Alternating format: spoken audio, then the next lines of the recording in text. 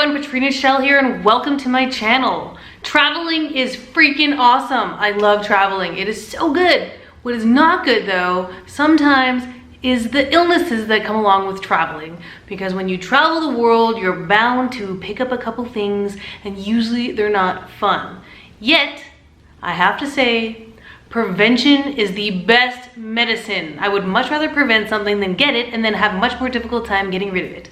That is just the way I happen to look at things. Now let me just make it very clear that I am not a doctor. I am not giving medical advice. This is simply my lifestyle. It has been since I was a very young girl. I was raised using natural remedies, doing things the natural way, and I love sharing it and I love sharing my experiences with doing it and living it with other people. So, without further ado, how I naturally protect myself against malaria when I travel? First, let me tell you, I didn't always protect myself naturally against malaria. In the beginning of my travels, when I went to my first volunteer project many moons ago, I actually had anti-malarials from the doctor, yes, a package of chemical pills, and I thought I had to take them as there's no other way to prevent it. Little did I know at the time that anti-malarial pills do not actually fully protect you against malaria. And when I did take them, I ended up having a very bad reaction to the sun. Yes, I was wearing 50 SPF and I got such a skin sensitivity from the anti-malarial pills that I got second-degree burns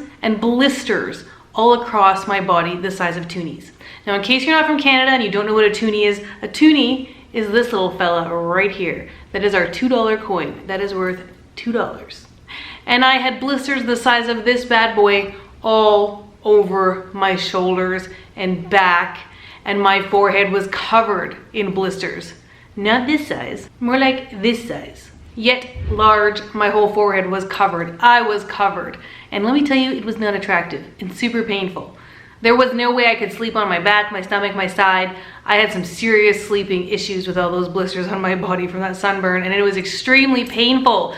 And because I was working in the jungle, even the villagers from the jungle were like, whoa, what happened to her? And they were bringing me like medicinal things and healing plants and whatever they could in efforts to help me through that. It was a very painful experience.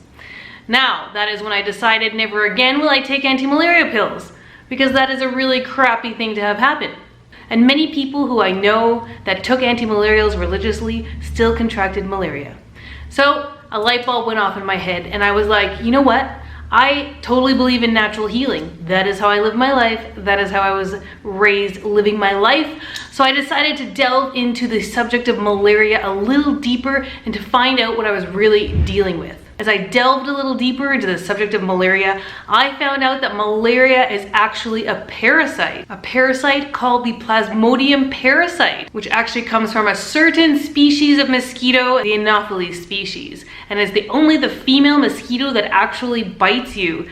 Malaria is contracted from person to person, so when this female mosquito sucks some blood from an infected person so that she can nourish her eggs and grow, well, those little parasites also go inside of her and they reproduce and they grow as well. She goes to do her little vampire bite and suck some more blood. She transfers that parasite into another person. The parasite then goes into the liver where it starts reproducing and replicating at a very fast rate. Once it is released into your bloodstream in the red blood cells, it starts to really take over your body, and that is when you're going to run into some serious problems. When you know what you're dealing with, it is a lot easier to find ways to naturally prevent them. The reason I say prevent is because it is going to be a heck of a lot harder to deal with if you're infected with it and you want to get rid of it. So it's better to prevent it and not have to deal with it at all. Because like malaria, no bueno, no fun. I've never had to experience it and I want to keep it that way. And for the people that I did see go through it, definitely not a good time. Let's get to the juicy stuff, shall we? Alright guys, now let me tell you, the number one way to prevent malaria is to not get bitten at all. That is why at dusk and dawn, when you're in a malaria region, it is super important to wear longs. That means long sleeves, long pants, cover your feet, cover as much area as you can that could potentially get bitten during that time. These mosquitoes are very active during dusk and dawn, and so you really want to take the extra preventative measure to not get bitten at all so you don't actually have to worry about contracting malaria. Now, aside from wearing those longs, one of my favorite natural preventative measures against malaria is papaya seeds. You heard me. It is as simple as papaya seeds. Now, papaya seeds are extremely anti-parasitic. So you can take these bad boys and they are totally safe to eat, and they will help kill any parasite in your body. So that's not just the malaria parasite, it goes for other parasites that you can contract in your digestive system and all of that too. Now, when I started this treatment during my travels, I would eat about a tablespoon. I would just make sure I was continually getting it in my body. Every time I had a papaya, I would eat some seeds. I mean, at least once a week, if not more, like I said, depending on how often I was eating papaya. You do not need a lot. And what I will tell you is papaya seeds are super bitter. Like, they are incredibly bitter. So start off with small doses, and that might mean just a couple for you. I mean, they're super bitter. Yeah, definitely not the most pleasant tasting thing in the world. Yeah, it takes some getting used to, I'll put it that way. Yet, when it comes to your health and well-being, a lot of natural remedies don't actually taste that great. Yet, I am so grateful for them. Just wash that bitterness down. So these definitely saved my buttocks when I was traveling. You know, there was this time when I was in Malaria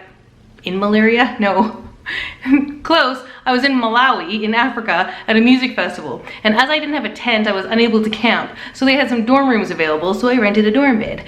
In these dorm rooms, they had extremely high ceilings and zero bug netting, which is almost unheard of when you're staying in places. Almost generally everywhere in Africa is going to have bug netting because malaria is a very serious condition.